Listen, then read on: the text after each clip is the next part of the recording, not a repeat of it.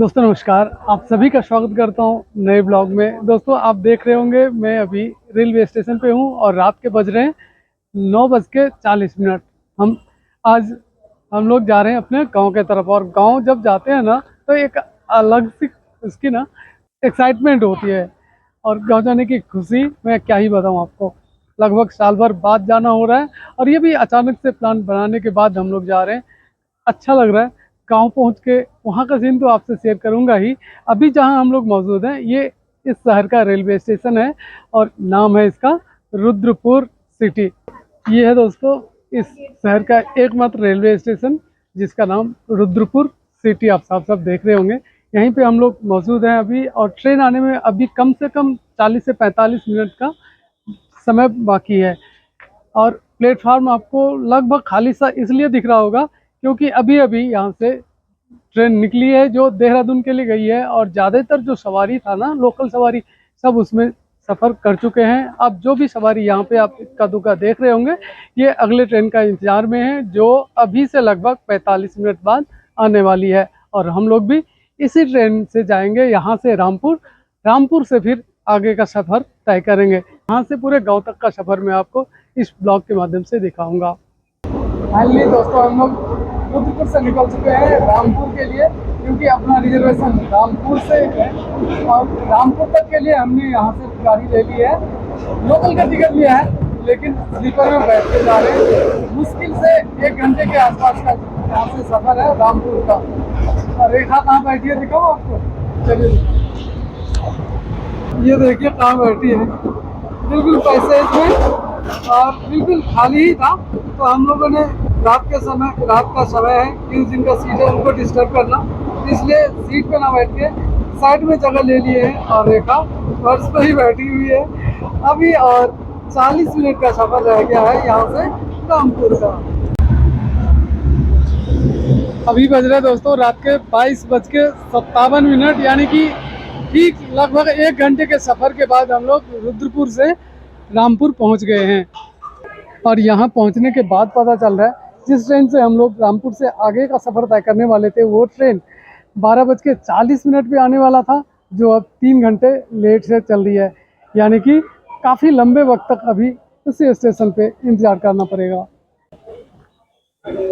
ये है वो ट्रेन जिससे हम लोग रुद्रपुर से यहाँ तक पहुँचे हैं। और ये ट्रेन काठगोदाम जो आखिरी स्टेशन है उत्तराखंड का वहाँ से चल के जैसलमेर यानी कि इंडिया पाकिस्तान के बॉर्डर के पास तक जाती है। और ये है वो ट्रेन अभी भी रुकी हुई है। आखिरकार जिस ट्रेन के इंतजार में हमने लंबा वक्त रामपुर रेलवे स्टेशन पे बिताया था वो ट्रेन आ ही गया और हम लोग उसमें बैठ चुके हैं। ये जो बेड आप देख रहे हैं ये पहले से बिछा हुआ था लेकिन हमने इसको चेंज करके नया बेड लिया। कंबल तकिया टॉवल ये सब जो मिलता है वो सभी मिला था। ये ऊपर वाला बेड आयुष का है जो अभी नीचे बैठा हुआ है देखिए। कुछ ही देर में ये ऊपर चला जाएगा सोने के लिए। और नीचे वाला बेड जो है वो रेखा का है।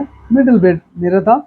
और खिड़की के किनारे में आयुष बैठ के यहाँ का जो नज़ारा है उसको कैद करते हुए आगे गया है। बहुत शानदार सफ़र अभी तक का रहा है अपना। ये देखिए क्या खूबसूरत नज़ारा दिख रहा है यहाँ से। ट्रेन भी अच्छी खासी स्पीड में चल रही है और रेखा फ़ोन पे बात करते हुए जा रही है सोए हुए। और ये है आयुष महाराज जो ऊपर जाके लेटा पड़ा है और मैं वीडियो बना रहा हूँ। ये देखिए कितना खूबसूरत नज़ारा है ना। हरा भरा चारों तरफ हरे भरे पेड़ पौधे। ऐसे अक्सर देखने को नहीं मिलता है यदि हम घर पे रहते हैं तो। अब देखिए खूबसूरत नज़ारा। ब्रिज के ऊपर से ट्रेन गुजरते हुए जा रही है। स्पीड थोड़ा कम हो गया है जिस वजह से वीडियो बनाना और भी आसान हो गया। ये भी नज़ारा बहुत ही प्यारा था। नीचे नदी बह रही है ऊपर ब्रिज है और ब्रिज के ऊपर से ट्रेन धीरे धीरे आगे बढ़ते हुए जा रही है। देखिए कितना प्यारा लग रहा है ना। स्पीड कम होने की वजह से और भी अच्छे से वीडियो कैद हो पाई। सोने से पहले भूख तो लग ही गई थी तो घर से रेखा बना के ले गई थी लिट्टी जो मैं देखिए खा रहा हूँ। और लिट्टी खाते हुए आगे का सफ़र तय कर रहा हूँ। लिट्टी एक ऐसा पकवान है जिसे आप काफ़ी लंबे समय तक स्टोर करके रख सकते हैं। वो जल्दी ख़राब नहीं होता है और ना ही इससे कोई नुकसान हो। धीरे धीरे अब रात ज़्यादा ही हो गई, लिट्टी हमने खा ही लिया, तो उसके बाद थोड़ी सी आराम की ज़रूरत पड़ी है, तो मैंने भी लेट गया देखिए। और लेटे लेटे ही रेखा से बातचीत करते हुए आगे का सफ़र तय कर रहा हूँ। कुछ देर बातचीत करते करते फिर नींद सी आ जाती है और हम सो जाते हैं। कुछ आयुष को सिराते हैं और रेखा से बातें करते हुए आगे का सफ़र तय करते हैं। लगभग घंटा भर बाद इसके बाद हम लोग सो जाते हैं।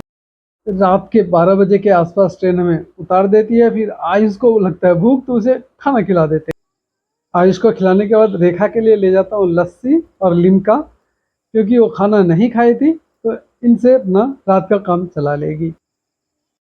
ये है दोस्तों वो रेलवे स्टेशन जहाँ से हमें लोकल पकड़ के आगे का सफ़र तय करना है।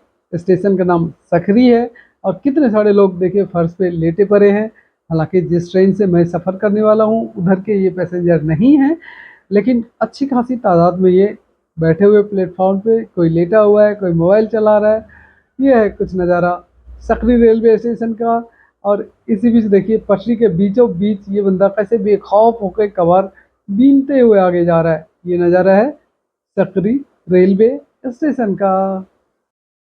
अब यहाँ से लोकल ट्रेन के माध्यम से जो नियरेस्ट रेलवे स्टेशन था वहाँ उतर गए। उसके बाद हमने लिया टेम्पो और ये टेम्पो हमें घर तक पहुँचाने वाला है।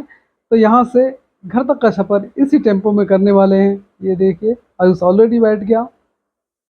मुश्किल से आधे घंटे का सफ़र है यहाँ से मेरे घर का। तो अब हम दोनों भी देखिए बैठ गए हैं टेम्पो में और हम दोनों के चेहरे पे थकान ऑब्वियस सी बात है दिख रही होगी आपको। अब कुछ नज़ारा देखिए गांव के तरफ का। ये मखाना का तालाब है और हरियाली चारों तरफ गांव में होता ही है। तो इन हरियाली के बीच से हम निकल रहे हैं अभी टेम्पो में बैठ के। ये देखिए तालाब, बहुत खूबसूरत नज़ारा होता है गांव का और वही नज़ारा मैं अभी आपसे शेयर करने वाला हूँ। कितना प्यारा लुक है देखिए। अब टेम्पो मुड़ चुकी है एनएच को छोड़ के मेरे गांव वाली रोड पे और ये है मेरे गांव की शुरुआत। यहाँ से अब कुछ ही देर में बस्ती स्टार्ट हो जाएगी, जो लास्ट में जाके अपना घर होगा। देखिए दोनों तरफ बांस की झाड़ियाँ, आम के बागान, खेत, सब कुछ जो एक गांव में होता है वो आपको दिख रहा होगा। ये देखिए ये सब आम के बागान हैं। आम के बहुत ज़्यादा इधर पेड़ लगे हुए हैं, बांस की झाड़ियाँ भी। ये खेत देखिए जो पानी से लबालब। अभी जो आप देख रहे हैं ना वो किसी खेत का नहीं बल्कि मेरे आंगन का सीन है। हम लोग रहते नहीं है गांव में, तो इस हिसाब से घास जम जाते हैं। और ये है नींबू का पौधा। और इसके साथ ही मैं अपने घर का एक झलक भी आपको दिखा लूँ। ये है मेरा घर, ये एक घर का सीन है। तो ये जर्नी ब्लॉग को आप यहीं ख़त्म करते हैं। मिलते हैं आपसे किसी नई वीडियो में। उम्मीद है रुद्रपुर 2 मेरे गांव का ये वीडियो आपको पसंद आया होगा।